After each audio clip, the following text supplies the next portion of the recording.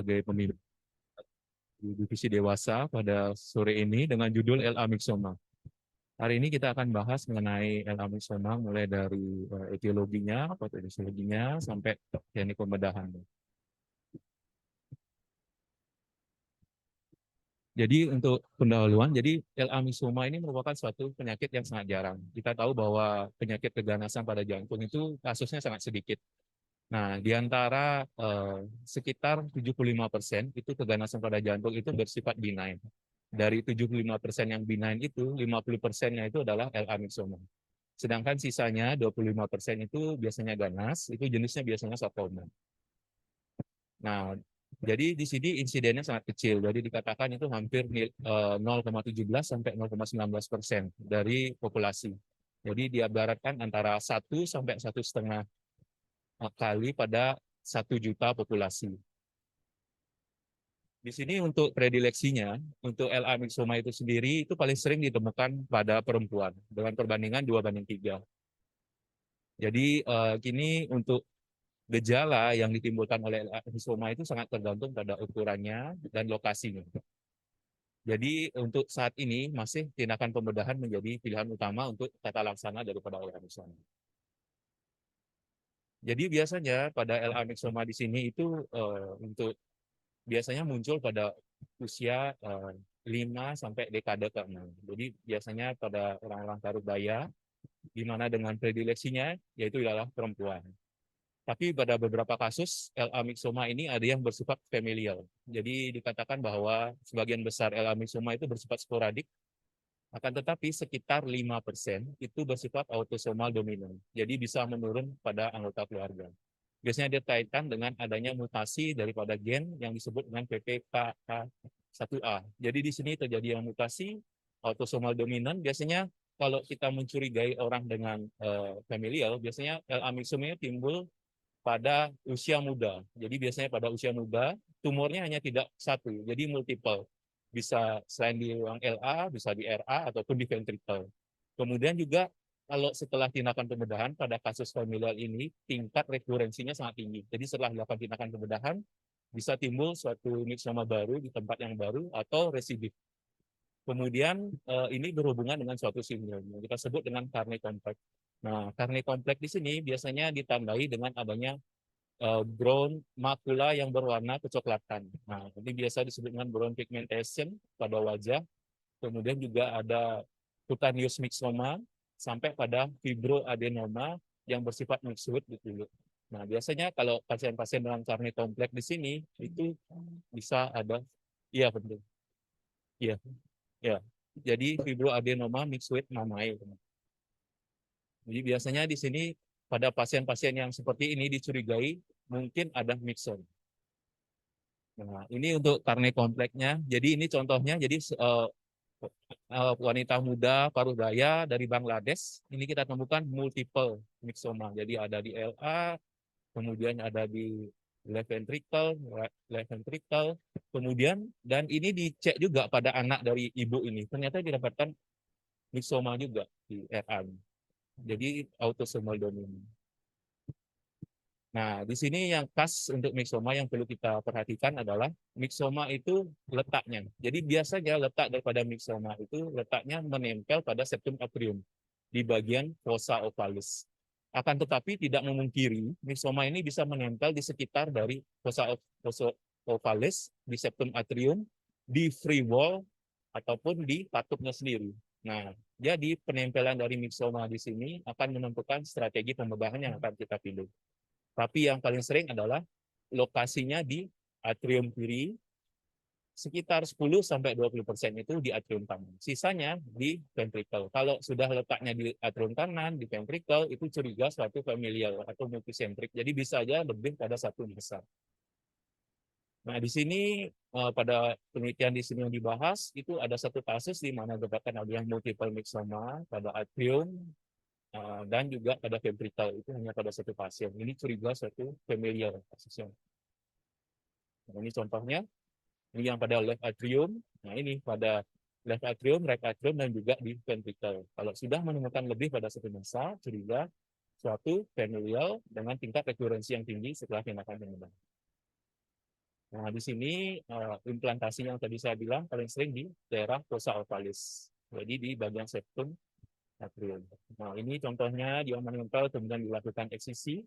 Nah, yang penting pada myxoma di sini adalah dia menempel itu bisa bagian batangnya atau bisa disebut dengan pedunculosid ataupun di bagian tangkainya atau di bagian badan daripada myxoma ini. Ada ya dua penempelannya. Kalau yang bersifat tangkai dia menempelnya hanya sebagian kecil, sedangkan ada yang badannya ini atau broad base itu yang menempel di dinding. Itu akan menentukan tingkat reseksinya.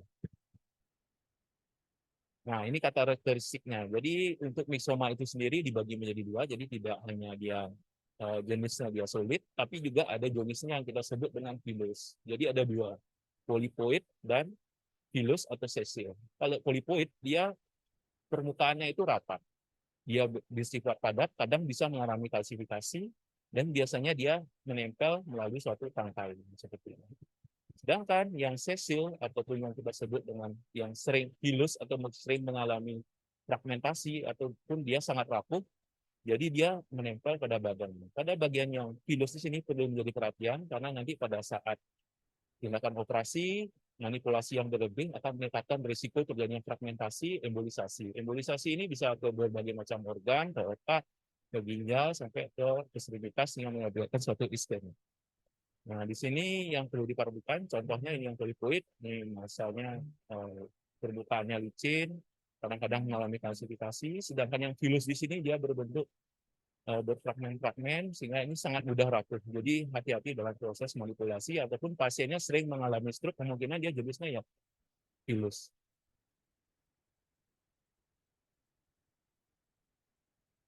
Ini yang kalau dari PTE-nya, ini yang solid, nah ini yang pilus, jadi dia tidak rata. Untuk histologi sendiri, jadi nggak terlalu spesifik, jadi biasanya selnya bersifat poligonal dengan sitoplasma yang eosinofilik, dan juga ada stellate cell. Jadi stellate cell ini yang menghasilkan fibroblast. Kemudian kadang-kadang ditemui pada histologinya ada pendarahan, hemorrhage, ataupun nekrosis.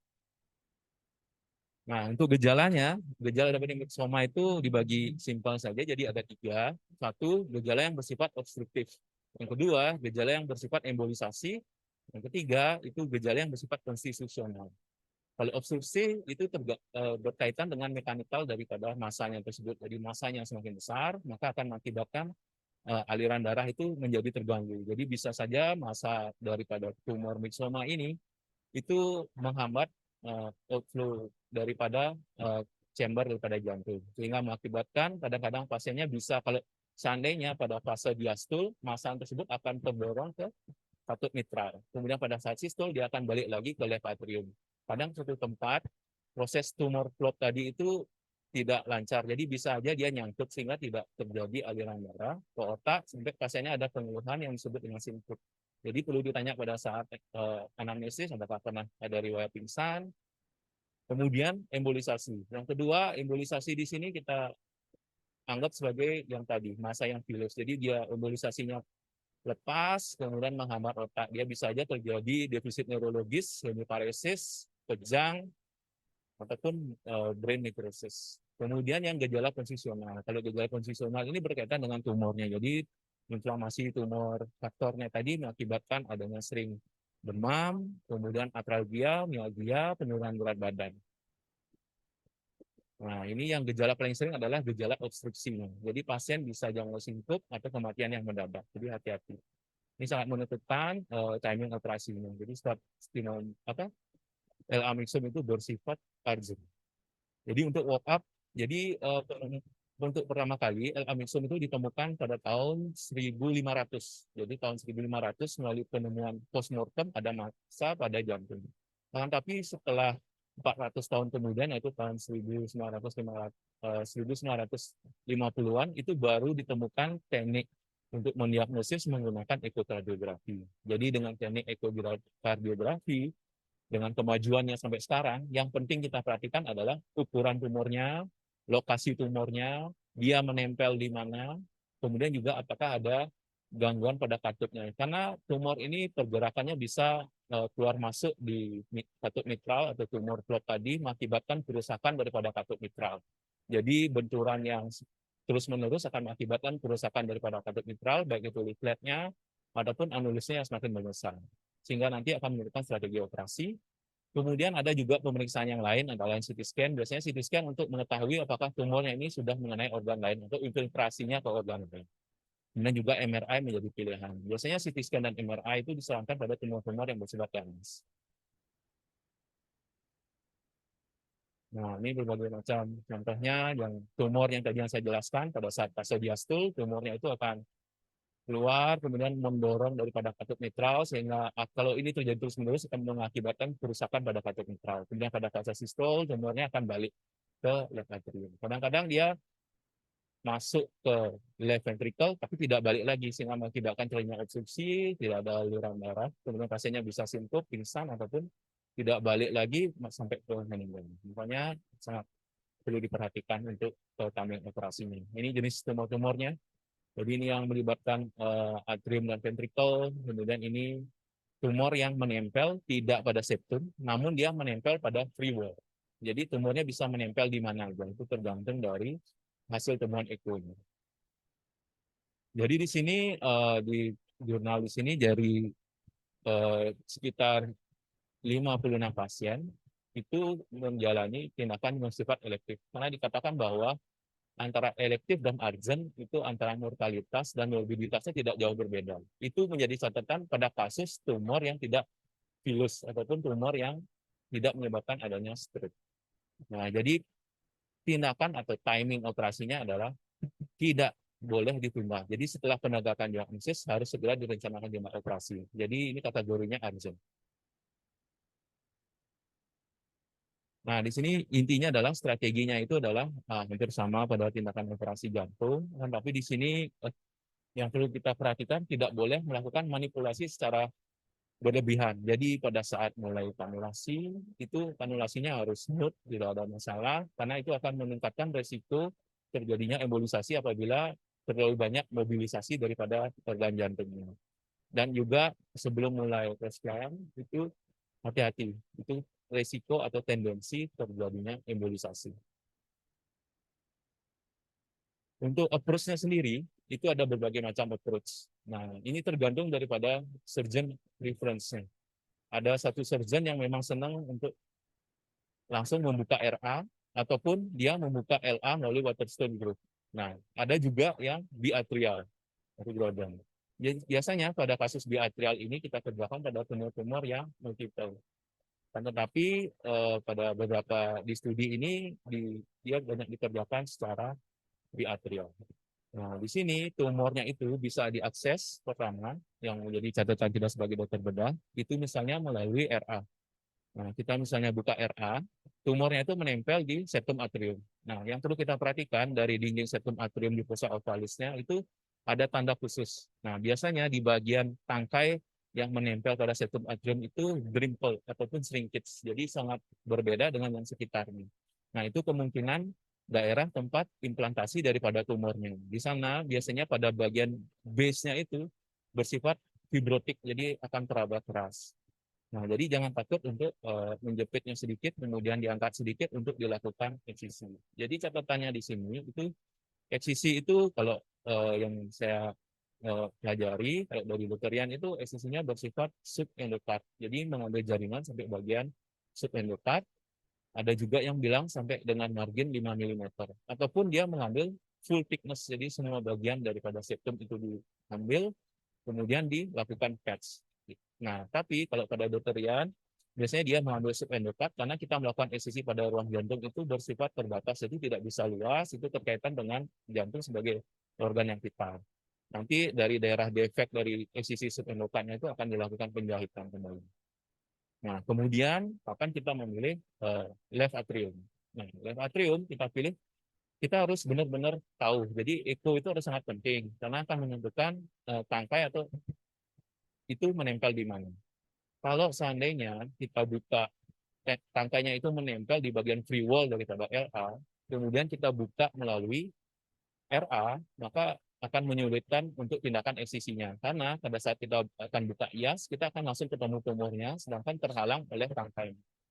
Nah, apabila tangkainya itu menempel pada free wall, terutama dekat dengan daerah muara right pulmonary vein, itu bisa melalui Waterstone graft. Jadi dari sana diangkat sedikit, lihat akan kelihatan penempelan tumornya di mana. Kemudian kita bisa melakukan eksisi.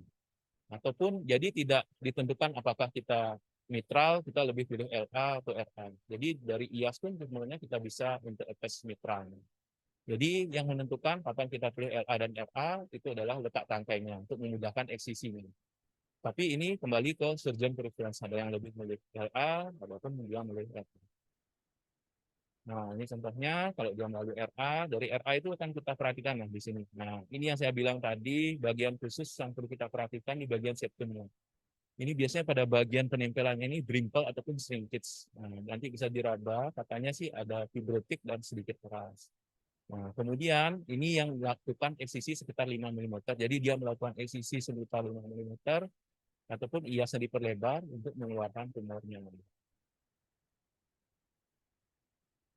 Nah, ini contohnya defect yang tadi bisa ditutup dengan patch apabila kita melakukan full thickness precision. Nah, kenapa endocut itu masih bisa dipertahankan? Apakah nanti bisa terjadi rekurensi atau enggak? Nah, apabila dia merupakan suatu myxoma, itu dikatakan bahwa tingkat rekurensinya sangat rendah. Sedangkan apabila bersifat familial dengan banyak tumornya, itu rekurensinya tinggi. Jadi dikatakan bahwa dengan subendocut ini sudah cukup untuk tindakan melakukan eksisi daripada myxoma sejauh ini. Nah, ini beberapa penelitiannya yang dikerjakan ini selama 20 tahun. Nah, ini gejala-gejala yang sering muncul, yaitu adalah pasiennya sering sesak. Kemudian juga ada gejala emboli sekitar 13 pasien, paling sering embolinya itu emboli ke paru maupun ke otak. Nah, ini ternyata sesuai dengan literatur, paling sering ditemukan di daerah fossa ovalis. Ataupun di bagian septum atrium, tapi bukan bagian daripada fossa ovalis. Ataupun di lokasi lain. Kemudian ini penelitian outcome retrospective study, sekitar 56 pasien. Ini tidak ada mortalitas. Jadi mortalitasnya hampir rendah sekali. Apabila proses operasinya lancar, eksisinya lancar, mortalitasnya rendah, umurnya itu rata-rata sekitar usia 41 tahun, tetap sesuai literatur, perempuan yang paling sering. Kemudian juga ada operasi sekunder, jadi ada operasi ulangan pada kasus yang mengalami rekurensi pada dua pasien. Ini dicurigai suatu familial myxoma. Kemudian untuk overall survivalnya tinggi, jadi sekitar 96% 1 tahun sampai 45% sampai 15 tahun. Nah, di sini batang yang lebih ini, jadi untuk gejalanya yang sering-sering yang tadi saya sebutkan. Nah, ini lokasinya, left atrium paling sering. Nah, ini ditemukan juga di mitral. Jadi dia bisa menempel juga di katup mitral. Kalau sudah menempel di katup mitralnya, betul diperhatikan leafletnya bawah tangga, apakah perlu gunakan penggantian katup atau tidak. Ataupun cuma anulusnya yang melebar, kemungkinan kita dengan central jet kita kerjakan MV repair, mungkin dengan granuloplast. Kemudian juga untuk tindakan MV repair itu dikerjakan pada 2 pasien. Kemudian ada CABG juga, kemungkinan usianya usia tua sekalian, koncomitan. Nah, ini dalam proses sisi masalnya, eksposnya juga. Ini tumornya yang diangkat, itu ukurannya sangat bervariasi. Ada yang sangat besar sampai 13 cm yang giant myxoma. Nah, ini ukuran rata-ratanya sekitar 4 sampai 5 cm. Nah, ini yang terbesar, sini di atas 10 cm. Nah, ini hati-hati, ini sudah mengakibatkan obstruksi. Pasti pasiennya bisa gejala sesek, pada jantung dan lain-lain. Nah, ini yang polipoid, ini yang masanya sangat rata, kadang-kadang mengalami falsifikasi di gambaran polipoid di tubuhnya. Kemudian ini yang pilus, nah ini yang sangat berbahaya, bisa menyebabkan sering fragmentasi, embolisasi ke berbagai macam organ. Nah, ini ada satu kasus di mana satu pasien dia menolak untuk tindakan operasi. Nah, itu awalnya ukurannya sekitar 1x1 kali 1,6 kali 1 cm. Dia menolak operasi. Kemudian 15 bulan kemudian, itu mulai timbul gejala karena tumornya semakin besar, mulai timbul gejala sesak, dan juga setelah di ECMO, itu evaluasi, masanya bertambah besar, sekitar 7 cm. kali 3 kali 1. Jadi lumayan progresif untuk pembesaran. Kan tapi ini berhasil dilakukan tindakan operasi. Ini masanya sudah. Nah, untuk tingkat rekurensi. Nah, rekurensi itu dipengaruhi oleh beberapa hal. Satu, apakah tumor implantasinya pada saat kita melakukan tindakan SCC itu bisa saja terjadi proses seeding. Jadi tumornya itu bisa timbul di pasien yang lain. Kemudian incomplete removal. Nah, biasanya di sini kalau incomplete removal ini tumornya itu bersifat residus. Jadi dia bisa muncul di tempat SCC yang lama. Sedangkan ada juga yang bersifat multisentrik ataupun familial ini yang timbul di tempat yang baru. Jadi untuk tingkat rekurensinya pada kasus yang LA sembuhkan suatu familial itu rendah. Dikatakan bahwa tingkat rekurensi itu mulai muncul pada follow up sekitar 6 bulan, kemudian sampai 11 tahun. Jadi adanya rekurensi, ataupun kita akan melakukan follow up itu sekitar 6 bulan kemudian itu bisa. Karena biasanya sekitar 6 bulan itu timbul satu rekurensi ataupun bersifat residu.